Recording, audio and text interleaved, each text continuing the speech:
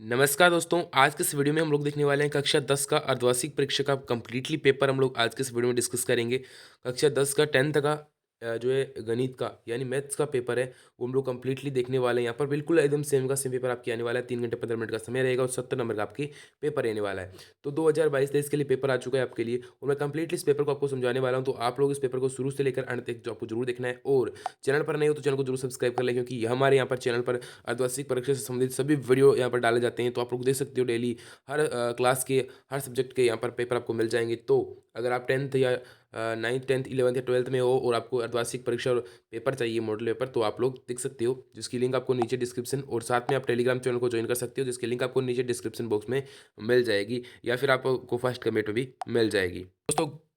दोस्तों गणित का पेपर आपका कुछ इस तरह से रहने वाला है। तो यहाँ पर सभी प्रश्न आपको करने होंगे और बिल्कुल इस प्रकार से आपका पेपर आएगा। तो यहाँ पर सबसे पहला प्रश्न है कि निम्न में से परिमेय संख्या कौन सी है। आप लोगों को पता होगा परिमेय संख्या इनमें से कौन सी है। तो इनमें से दोस्तों आपकी जो है दो अंडर रूट तीन जो है वो एक परिमेय संख्या है। ठीक है, फिर दोस्तों उसके बाद बढ़ते हैं अगले क्वेश्चन की ओर। बहुपद 6x² माइनस 7x माइनस 3 में x का गुणांक क्या होगा दोस्तों। तो x का गुणांक यहाँ पर -7 होने वाला है। ठीक है, फिर दोस्तों बढ़ते हैं अगले क्वेश्चन की ओर।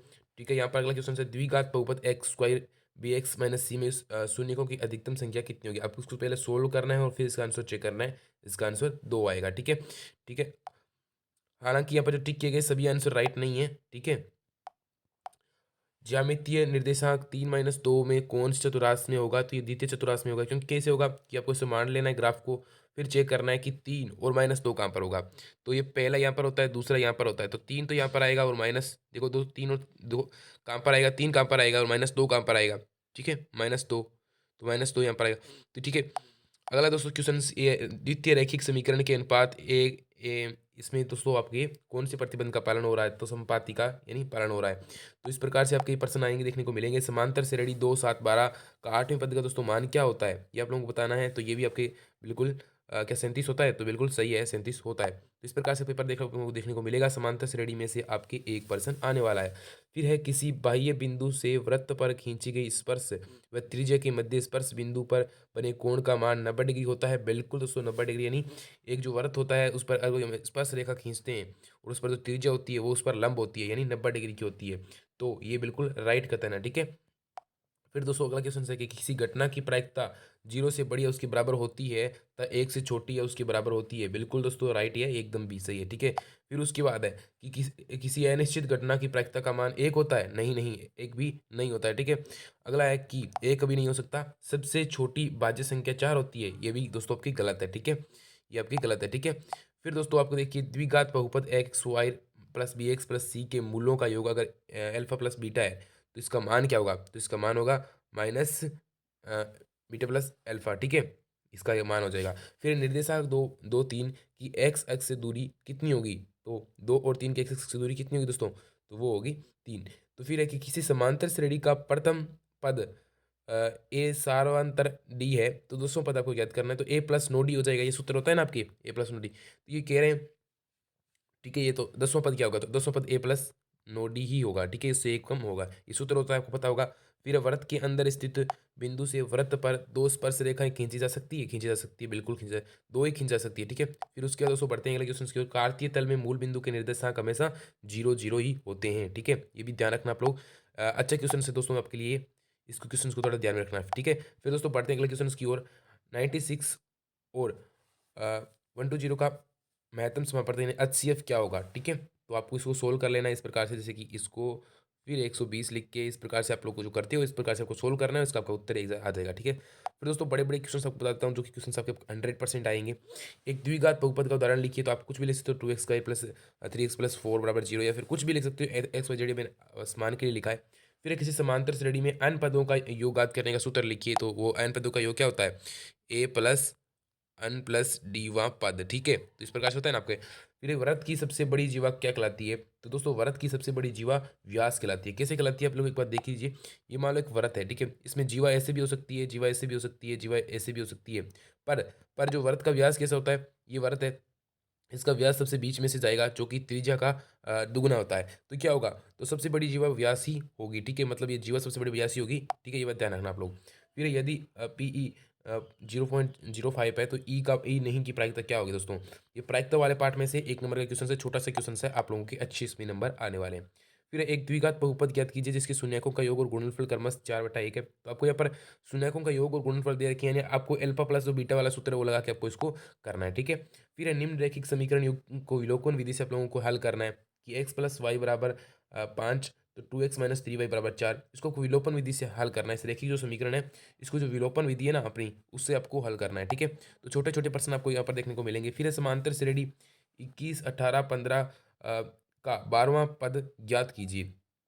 तो आगे यहाँ पर क्या आएगा, तो इसका 12वां पद क्या आएगा, जैसे कि 21, 18, 15, तो इसका 12वां पद क्या आएगा, सिंपल सा क्वेश्चन है, ठीक है। तो इसका 12वां पद आपको इस प्रकार से, जैसे कि आपको अगर आपको इसको तीन तीन ही कम करते जाओगे तो आपको इसका 12वां पद ऑटोमेटिकली आ जाएगा, जो कि -3 होगा शायद, फिर ठीक है। फिर उस समांतर श्रेणी का 31वां पद याद कीजिए जिसका 11वां पद 38 है, और ये आपको n प्लस जो है ये सूत्र जो होता है समांतर श्रेणी वाला, उससे करना है कि 11वां पद दे रखा है 38 है, मतलब 11वां पद क्या होगा, a प्लस 10d होगा, ठीक है।